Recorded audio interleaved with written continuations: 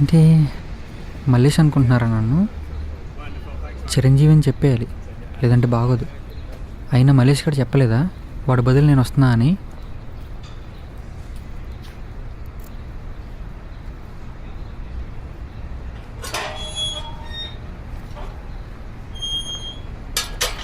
Madam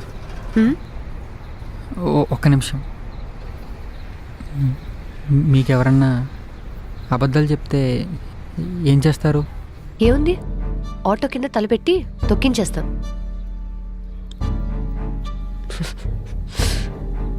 joke చేశాను కానీ వదా. సరే మేడం. అమ్మో.